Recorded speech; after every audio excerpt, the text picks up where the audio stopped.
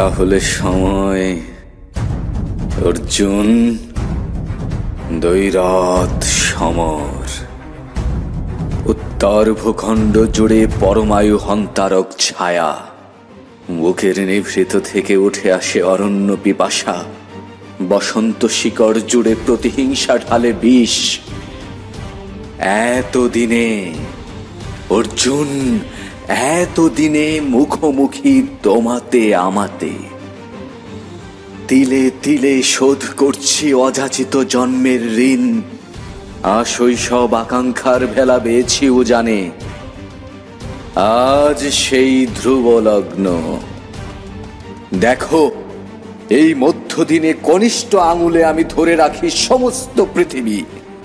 নেই একাগ্নি আয়ুধ, কবচ কুণ্ডল হৃত ছদ্মবেশী ভিক্ষুকের হাতে। আর নেই এমনকি জীবনেরও নেশা, বিলিয়ে দিয়েছি তা গত গোধূলিতে। অস্তমান সূর্যকে ঢেকে আমার সামনে এসে মাতা কুন্তী ভিক্ষা চাইলেন পঞ্চপুত্রের প্রাণ।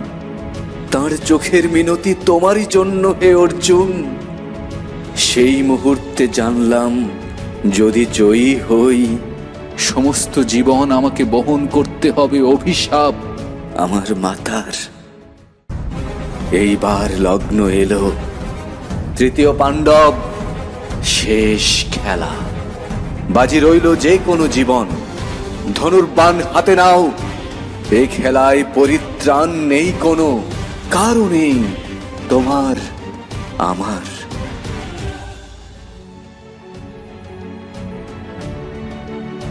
আমাকে এক মুহূর্ত ভিক্ষা দাও কন্তেও।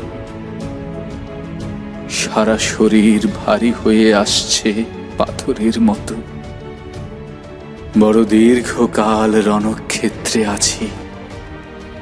সমবেত জনতার অট্টহাসি, আচার্যের প্রত্যাখ্যান, তোমার বঙ্কিম বিদ্রুপ, এর মাঝে তোমাকে প্রথম দেখেছিলাম আমি ক্রীড়াঙ্গনে।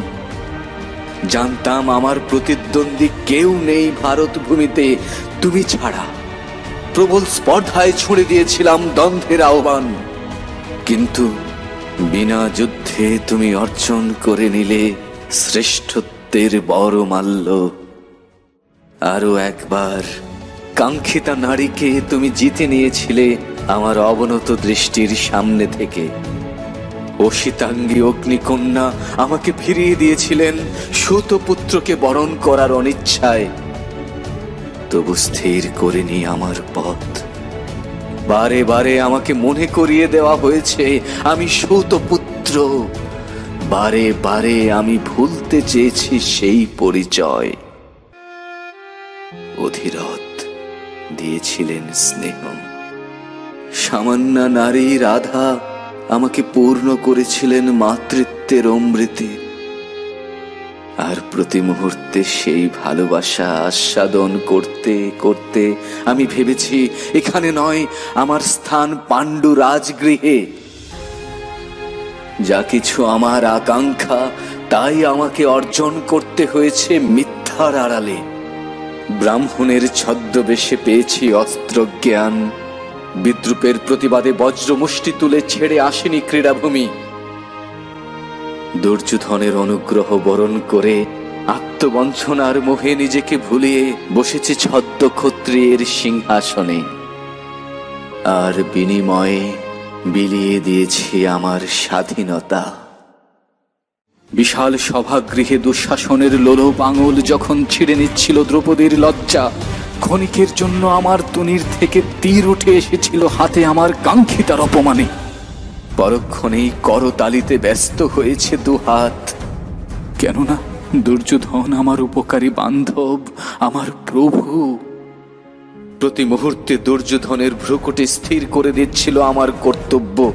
আমার প্রতি মুহূর্তে নিজের অক্ষম ভীরুতাকে ঢেকে রাখবার জন্য উচ্চ রবে প্রচার করেছি আমার শৌর্যের অহংকার। তারপর এলো এই মহালগ্ন। প্রত্যাবর্তনের কোনো পথ নেই। দুই পক্ষ ভারত সমরে। একদিকে আমার অন্নদাতা, অন্য পক্ষে আমার মাতার পঞ্চপুত্র মাঝখানে আমি সৌতপুত্র রাধার সন্তান, কেউ নই যুযুধান শিবিরের।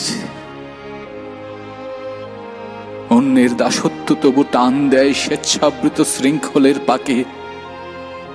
রণক্ষেত্র থেকে দূরে ভাঙা কুঠিরে শুধু দীর্ঘশ্বাস ফেলে যায় এক নারী, যার নাম রাধা, যার স্বামী সামান্যই রথের সারথি। মাঝে মাঝে সেই দীর্ঘশ্বাস আমাকে ছুঁয়েছে, ভেবেছি তা বুঝি উত্তরের হিমেল বাতাস। কানে ভেসে এসেছে মৃদু কান্নার শব্দ, ভেবেছি তা বুঝি দূর দক্ষিণ সমুদ্রের তরঙ্গ উচ্ছ্বাস। আর প্রতি সন্ধ্যায় সূর্য বন্ধনার ছলে নামিয়ে রাখতে চেয়েছি আমার অপরাধের ভার, যার পাশে গাঢ় হয়ে আসছে শ্মশানের ছায়া। ফিরিনি তবুও যেখানে স্বদেশ, কেউ নেই আত্মীয় বান্ধব, তাদের ফিরিয়েছি নিজে, পরিবর্তে চেয়েছি গৌরব সম্মান। যে ছিল স্বজন রূঢ় শিকারে বিমুখ করেছি তাকে, ভুলেছি স্বস্থান আমি ভুলেছিলাম, তাই এই মুহূর্তে আমাকেও ত্যাগ করলো আমার অভ্যস্ত বিদ্যা, আজন্ম লালিত অস্ত্র জ্ঞান। অর্জুন, মেদিনী নয় রথচক্র গ্রাস করেছে আমারই সে দ্বিধা। বড় তৃষ্ণা ওষ্ঠ জ্বালিয়ে নেমে যাচ্ছে বুকের ভেতর।